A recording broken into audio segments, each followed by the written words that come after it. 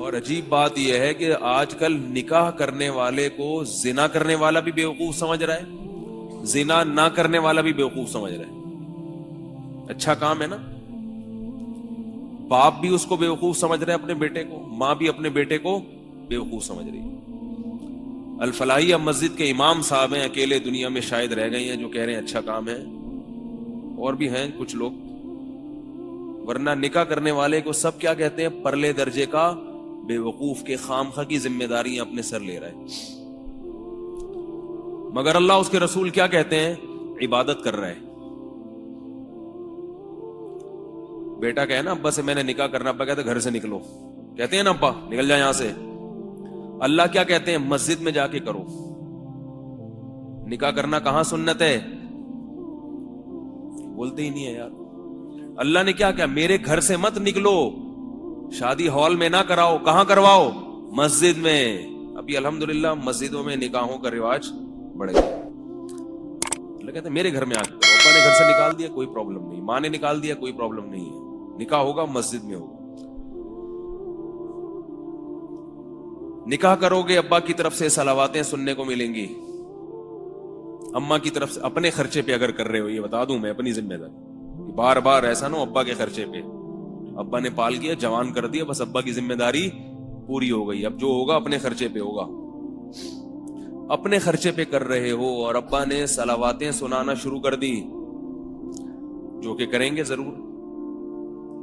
اماں نے شروع کر دی، بہنوں نے تانے کوسنے دینا شروع کر دیے.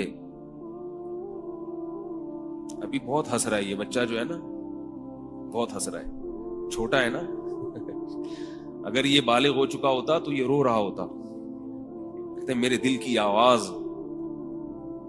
یہ بچہ بہت ہنس رہا ہے، اس کو پتہ ہی نہیں بیچارے کو. جب یہ بالغ ہوگا پھر یہ بیان سنے گا تو پھوٹ پھوٹ کے روئے گا، کہے گا کہ آپ کو کیسے پتہ چل گیا میرے دل میں کیا ہے. تو ابا بھی صلواتیں سناتے ہیں، اماں بھی صلواتیں سناتی ہیں، محلے والے بھی، معاشرے والے بھی. مگر اللہ کیا کہتے ہیں؟ جب نکاح ہوگا تو پہلے خطبہ ہوگا. خطبہ اللہ کی حمد و ثنا ہوگی. صلواتوں کا بالکل اپوزٹ ہو گیا کہ نہیں ہو گیا؟ دعائیں ہوں گی، دعائیں، حدیثیں ہوں گی، قرآن کی آیات ہوں گی. نکاح سے پہلے خطبہ دیا جاتا ہے نا. کیا خیال ہے؟ اور نکاح پڑھواؤ گے کس سے؟ فقہاء لکھتے ہیں، اس پر علماء کا اتفاق ہے کہ قوم کا جو نیک آدمی ہو اس سے نکاح پڑھوانا چاہیے. وہ حقیقت میں ہو نہ ہو وہ تو اللہ ہی جانتا ہے، لیکن لوگ جس کو نیک سمجھتے ہوں تو اللہ تعالیٰ اس میں حوصلہ افزائی کی جتنی بھی ان عناصر تھے نا، وہ سارے کے سارے اس میں اللہ تعالیٰ ڈال رہے ہیں. پھر آپ اگر نکاح کریں گے، خاندان ٹائم پہ اگر نکاح کریں گے، بڑھاپے میں کریں گے پھر لوگ خوش ہوتے ہیں. اگر آپ بڑھاپے میں نکاح کر لیا نا آپ نے، آپ ہو گئے 48 سال کے، 50 سال کے، تو پھر تو لوگ رشتہ تلاش کرتے ہیں، بھائی اب کرا دو یار. 15-20 سال کی بات کر رہا ہوں، جو جوانی کی عمر ہے جس میں اصل حکم ہے شریعت کا کہ نکاح کرو. اس عمر میں اگر آپ کر رہے ہیں تو پھر یہ صلواتیں، تانے اور یہ الٹی سیدھی باتیں. تو اس میں اگر آپ کریں گے بھی تو آپ کوشش کریں گے سب کو پتہ نہ چلے، ورنہ معاشرہ ہمارے پیچھے پڑ جائے گا. اتنی کچی عمر میں، بچپن میں شادی کر دی اس کی، یہ کوئی عمر ہے؟ ایسی ایسی باتیں کریں گے. تو اللہ نے کیا کہا کہ جب نکاح کرو تو دھوم دھام سے ولیمہ کرو. دھوم دھام کا مطلب پبلک کو خوب اکٹھا کرو، اس لیے کہ صحیح کام ہو رہا ہے، غلط کام نہیں ہو رہا. ولیمہ کرو، کھانا کھلاؤ پبلک کو. ادھر ادھر چھپن چھپائی کھیلنے کی ضرورت نہیں ہے. لوگ کرتے ہیں نا تو بھاگ کے آتے ہیں ادھر، کہنے کو مل جائے گا کمرہ ومرہ مل جائے گا، بھاگا ہوا ہوں میں. اور یہ بھی فرمایا کہ مجمع میں کرو. مجمع میں غلط کام کیا جاتا ہے، غلط کام تو چھپ کے کیے جاتے ہیں نا. میں ابھی آ رہا ہوں اصل وہ موضوع پر، یہ میرا موضوع نہیں ہے، لیکن تھوڑا تھوڑا ہمیں اپنی بھی تو ایک خواہش ہے پوری کرنے دینا.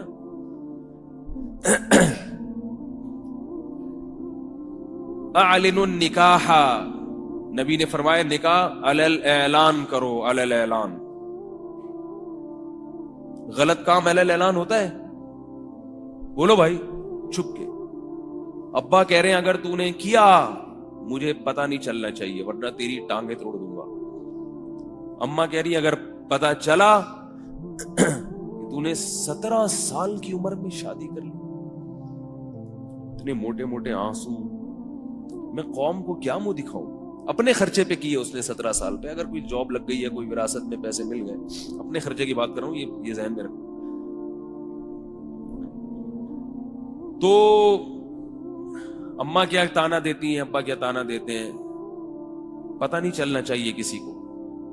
تو اللہ کیا کہتے ہیں اپنے حبیب صلی اللہ علیہ وسلم کی زبان سے، اعلن النکاح، نکاح علی الاعلان کرو، پبلک کو بتاؤ کہ ہو گئی ہے یا ہو رہی ہے، تاکہ پبلک میں جو کمانے بیٹھے ہوئے ہیں ان کو بھی شرم آئے. یہ 17 سال کے ہو کے کر سکتا ہے اور ہم 47 کے ہو گئے. اور ایک اور عجیب جملہ کہا، وَلَوْ بِالدَّفْ، ڈھول بھی بجاؤ. ویسے ڈھول بجانا منع ہے نا. وہ ایک ڈھول بجانا منع پہ ایک واقعہ ایسا آتا ہے کہ ایک مولوی صاحب ہمیشہ ڈھول کے خلاف بیان کیا کرتے تھے کہ ڈھول بجانا منع ہے، ڈھول بجانا منع ہے. اب ان کا بچہ گم گیا. لوگوں نے کہا بھائی ڈھول بجا کے ڈھنڈورا پیٹو پورے محلے کو. پہلے زمانے میں ڈھول بجتا تھا سب اکٹھے ہوتے تھے، بھائی کیا ہو رہا ہے تو بتاؤ میرا بچہ گم گیا. اب وہ ڈھول بجانا منع ہے، وہ تو ساری زندگی بیان یہ کرتے رہیں گے ڈھول بجانا منع ہے، تو پبلک کو اکٹھا کیسے کریں؟ تو انہوں نے کہا چلو ڈھول لے کے نکلو اور یہی اعلان کرو کہ ڈھول بجانا منع ہے. ٹھیک ہے نا. تو وہ ڈھول لے کے نکلتے تھے اور لوگوں سے کہتے لوگوں میرا بچہ گم گیا اور ڈھول بجانا منع ہے. لوگ کہتے تھے ڈھول کیوں بجاؤ رہے؟ نہیں تمہیں اس لیے تاکہ آپ کو ایک شرعی مسئلے کا علم ہو جائے، لوگ اکٹھے ہوں ان کو پتہ چلے کہ ڈھول بجانا منع ہے. خیر، تو نبی نے کیا فرمایا؟ دف بجاؤ، ڈھول. ڈھول کا مقصد یہ ہے کہ جب ڈھول بجے گا تو سارے محلے کو خبر ہو جائے گا کہ فلانے کی فلانی کے ساتھ شادی ہو گئی. کتنی حوصلہ افزائی ہے دیکھو. اس لیے بار بار میں کہتا ہوں کہ یہ جو اپنی چادر ہے نا، اس کی ماحول اور رسم و رواج کی چادر، اس کو اٹھا کے باہر پھینک دو، ورنہ یہ معاشرہ تمہیں کسی کام کا نہیں چھوڑے گا. یہ اچھے کام پہ اپریشیٹ نہیں کرتا، یہ ہمیشہ غلط باتوں کی ترغیب دیتا ہے. وَإِن تُطِعْ أَكْثَرَ مَنْ فِي الْأَرْضِ يُضِلُّوكَ عَنْ سَبِيلِ اللَّهِ. اللہ فرماتے ہیں اگر زمین میں اکثریت کو فالو کرو گے تو یہ تمہیں اللہ کے راستے سے ہٹا دیں گے. تو ان 3 غار میں جو چھپے ہوئے لوگ تھے انہوں نے دعا مانگی. ایک نے کہا کہ اللہ جب وہ چچا زاد بہن جس پہ میں عاشق تھا اس پہ مجھے مکمل قدرت ہو گئی تو اس لڑکی نے کیا کہا؟ اتق اللہ، میں تو مجبور ہوں، تو مجبور نہیں ہے، اللہ سے ڈر. میں یہ عرض کر رہا تھا کہ زانی یہ بھول جاتا ہے کہ اس کا مجھے قیامت کے دن حساب دینا ہے، حساب دینا ہے اس کا. اور زانی پر ایک پھٹکار دنیا میں برستی ہے، وہ آخرت میں بعد میں. وہ یہ کہ اس کو جو گھریلو زندگی ہے وہ اس کی تباہ و برباد ہو جاتی ہے. اپنی زوجہ کی طرف رغبت ختم، روزانہ نئے مزے بدلنے کا شوق، اس سے اس کی لائف کیا ہوتی ہے؟ ڈسٹرب ہو جاتی ہے، ذہنی سکون خراب ہو جاتا ہے. جو حلال پر قناعت کرنے والے لوگ ہیں وہ خوش رہتے ہیں، وہ دیکھتے ہی نہیں دائیں بائیں کیا ہو رہا ہے، سکون سے زندگی گزرتی ہے ان کی. اور جو یاد رکھو جو زانی ہے نا، زانی، اس کا بڑھاپا بڑا خطرناک ہوتا ہے، بڑھاپا بڑا خطرناک ہوتا ہے. نکاح کرنے والے کا بڑھاپا آسانی سے گزر جاتا ہے بال بچوں میں. زنا کرنے والے کو بڑھاپے میں شوق وہی ہوتے ہیں جو جوانی میں تھے. یہ یاد رکھو، شوق ختم نہیں ہوتا. اگر کوئی یہ سمجھتا ہے کہ جوانی میں زنا کا شوق ہے یہ بڑھاپے میں خود بخود ختم ہو جائے گا، یہ بہت بڑی بھول ہے. اگر بڑھاپے میں زنا کی خواہش ختم ہو جاتی تو نبی صلی اللہ علیہ وسلم کی یہ وعید نہ ہوتی کہ قیامت کے دن اللہ بوڑھے زانی کی طرف نظر اٹھا کے بھی نہیں دیکھیں گے. قوت ختم ہو جاتی ہے, طاقت ختم ہو جاتی ہے, خواہش ختم نہیں ہوتی.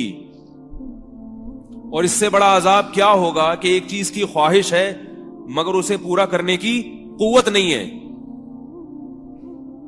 کسی چیز کا دل چاہ رہا ہے آپ کا, مگر آپ اس خواہش کو پورا کر نہیں سکتے. یہ تو 24 گھنٹے کی ٹینشن ہے یا نہیں ہے؟ کیوں نہیں سمجھ میں آ رہی بات بھائی؟ خواہش ختم نہیں ہوتی بوڑھے میں اگر اس نے جوانی میں اپنے آپ کو کنٹرول نہ کیا ہو.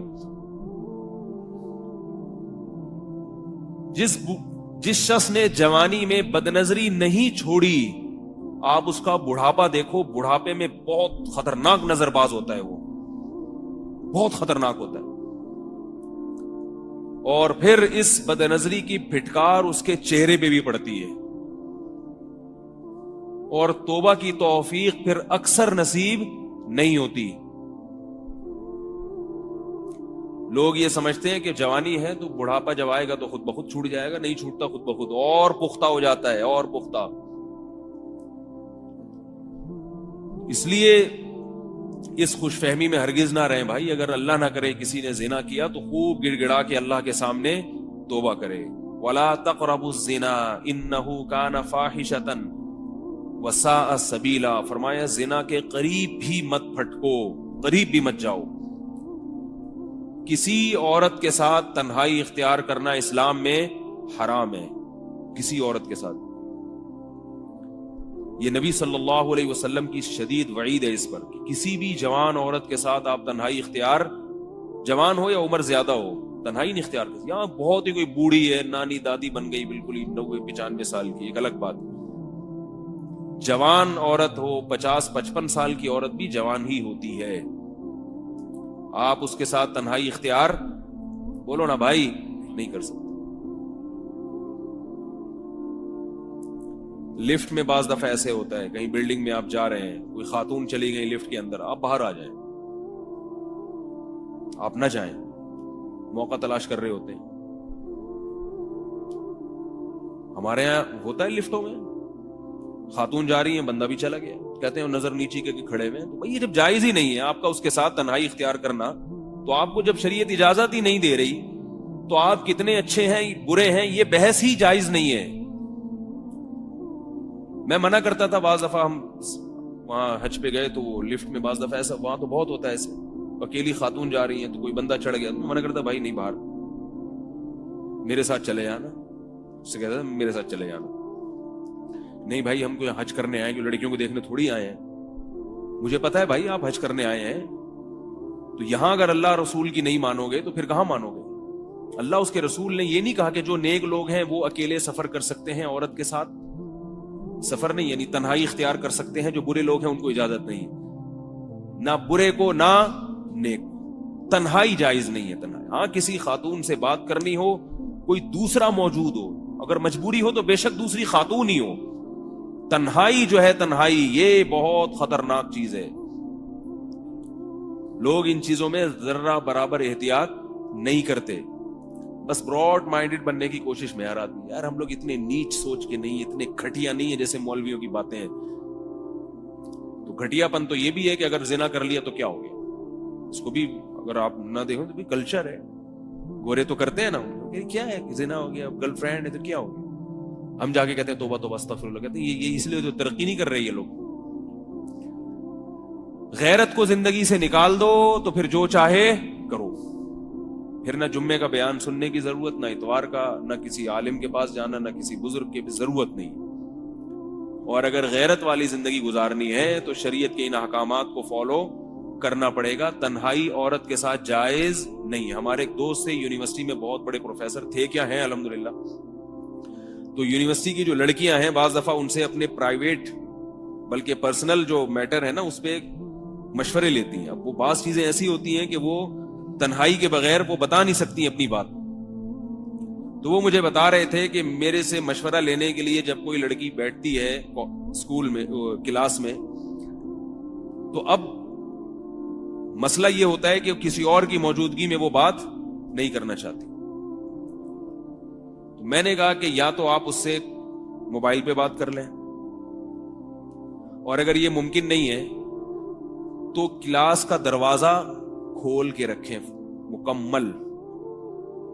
اس سے بھی یہ مجبوری کی بات ہے، مجبوری میں اس سے بھی تنہائی، بولو نا بھائی، ختم ہو جائے گی. دروازہ کھلا ہے تو پھر تم سب آ رہے ہیں جا رہے ہیں دیکھ رہے ہیں.